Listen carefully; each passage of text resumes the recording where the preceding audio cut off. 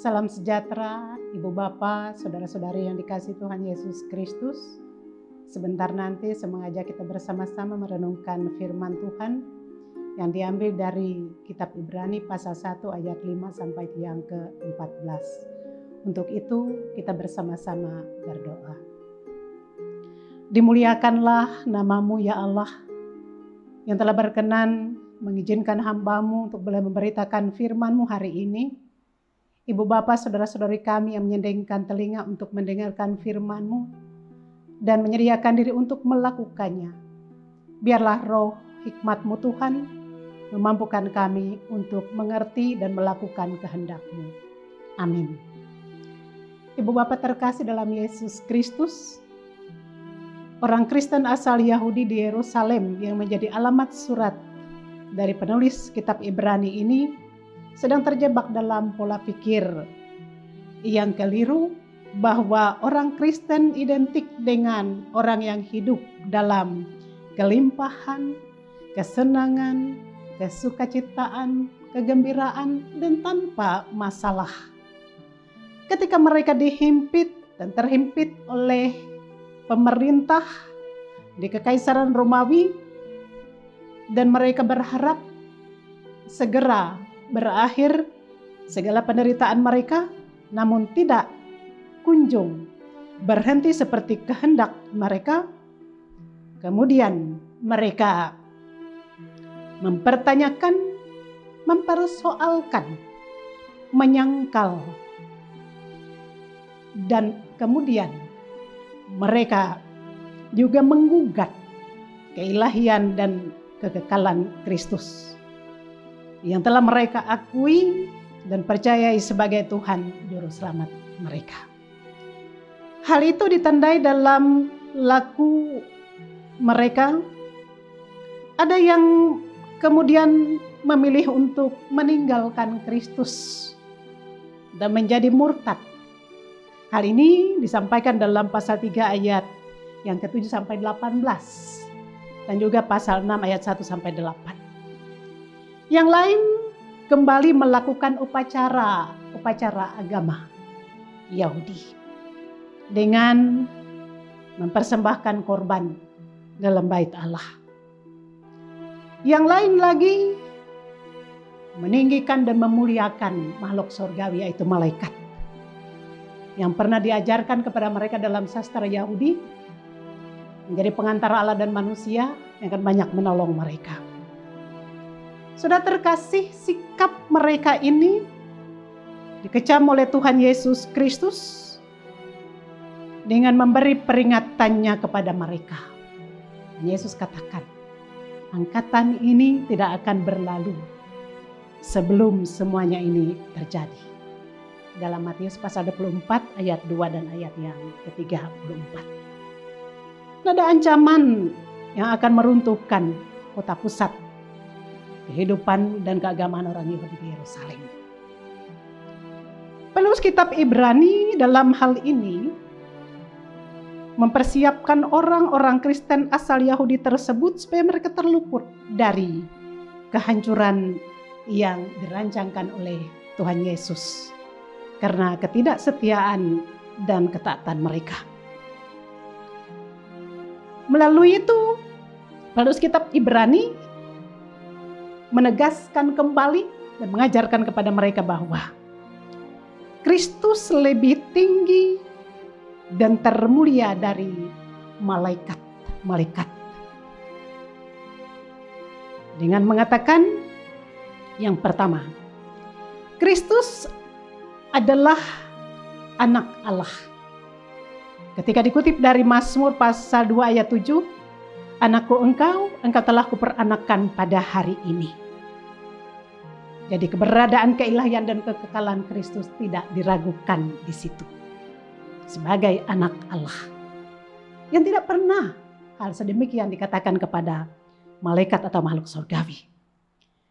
Demikian juga keilahian dan kekekalan Kristus dikatakan bahwa ia memerintah untuk selama-lamanya. Tahtanya tidak akan pernah berkesudahan dan tongkat kerajaan dipegangnya dan ia diurapi oleh Allah sebagai hakim pada awal dan akhir zaman nanti. Ayat yang ke-7 sampai ayat yang ke-9. Ia juga pencipta, bersama-sama dengan Tuhan Allah menciptakan dunia ini. Pemerintahannya tidak akan pernah berkesudahan, kekal untuk selama-lamanya. Dikutip dari Mazmur pasal 97 ayat 7. Dan dalam nas ini di ayat yang ke-10 sampai ayat yang ke-14. Ibu bapak saudari, saudara yang dikasihi Tuhan Yesus Kristus. Melalui firman ini kepada orang-orang Kristen asal Yahudi dan kepada kita sekalian, mengajarkan kepada kita supaya iman kita terus teguh, kuat di dalam Dia. Sebab Tuhan Yesus yang kita akui, kita percayai dan kita terima sebagai Tuhan Juru Selamat kita, tidak ada tandingannya. Yang lebih tinggi dan termulia dari segala sesuatu. Bahkan dari malaikat termakhluk surgawi Allah. Itu yang pertama. Kemudian, Ia yang menciptakan dunia ini bersama-sama dengan Allah. Tatanya mulia untuk selama-lamanya. Malaikat adalah ciptaan Allah.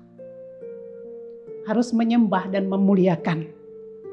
Dan diciptakan walaupun sepekat badai dan sedahsyat api. Tapi ia tetap yang akan menyembah Allah dalam Yesus Kristus. Bukan Yesus yang menyembah mereka. Kemudian Yesus diurapi sebagai Raja dalam kehidupan dunia ini dan dalam kehidupan surgawi kelak. Jadi Tuhan Yesus adalah yang termulia, tertinggi di atas segala-galanya. Dia sudah menjadi Tuhan dan Juru Selamat kita. Yang kedua, menjadi orang Kristen tidak identik dengan segala kemudahan, kenyamanan, kelimpahan, atau tanpa masalah. Tapi manakala orang Kristen harus berjumpa dengan berbagai persoalan, berbagai penderitaan dalam kehidupan. Allah berdaulat dalam Yesus Kristus menjadi penolong bagi kita sekalian. Yang ketiga, setiap orang yang setia, yang tidak pernah menyangkal Tuhan Yesus dan terus mengimaninya dalam ketaatan. Pada saatnya nanti, ia akan menerima mahkota kemuliaan dari Tuhan Yesus yang termulia itu. Yesus memberkati kita sekalian yang boleh mendengarkan firman hari ini. Amin. Mari kita bersama berdoa. Ya Allah, kami bersyukur berterima kasih. Firman-Mu menguatkan iman dan pengharapan kami yang telah percaya menerima Yesus Kristus sebagai Tuhan Juru Selamat kami. Yang tidak ada tandingannya di seluruh muka bumi ini. Tahta-Mu, kerajaan-Mu, keadilan-Mu abadi untuk selama-lamanya. Bapa di sorga, kami sadar kehidupan yang kami dijalani di tengah dunia ini penuh dengan tantangan, pencobaan, dan penderitaan. Tapi Engkau berkenan menyediakan pertolongan bagi kami yang tidak dapat diberikan oleh siapapun, bahkan oleh makhluk surgawi seperti malaikat. Bapa surgawi, saat ini kami ingin berdoa bagi seluruh sidang jemaat Tuhan di berbagai tempat, dalam jerih juang dan pergumulan mereka. Dalam mereka senantiasa berkekuatan kekuatan pertolongan dari Tuhan. Nah, tugas tanggung jawab dapat dikerjakan dengan baik. Dan bila Tuhan mengizinkan berkat-Mu tercurah atas kehidupan mereka. Dan Engkau mereka muliakan sebagai sumber berkat dan keselamatan bagi mereka. Kami berdoa buat saudara-saudari kami yang boleh merayakan ulang tahun kelahiran pernikahan. Bersuka cita oleh karena berkat-berkat Tuhan, biarlah mereka mengisi kehidupan mereka dengan bijaksana. Berdoa bagi saudara-saudara kami yang terbaring di rumah sakit maupun di rumah sakit, biarlah kuasa Tuhan melingkupi, bekerja melalui dokter, juru rawat, dan melalui siapa saja, sehingga penyakit mereka boleh sembuh lebih cepat dari yang diperkirakan.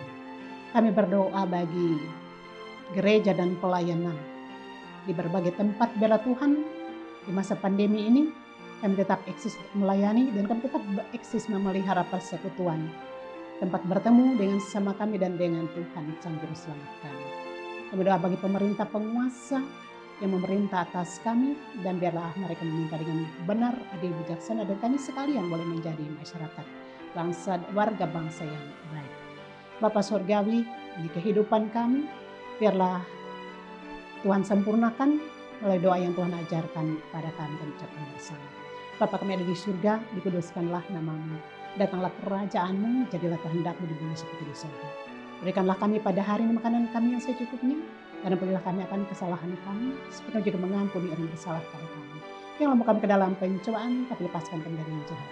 Karena Engkau punya kerajaan dan kuasa dan kemuliaan sampai selama-lamanya. Amin.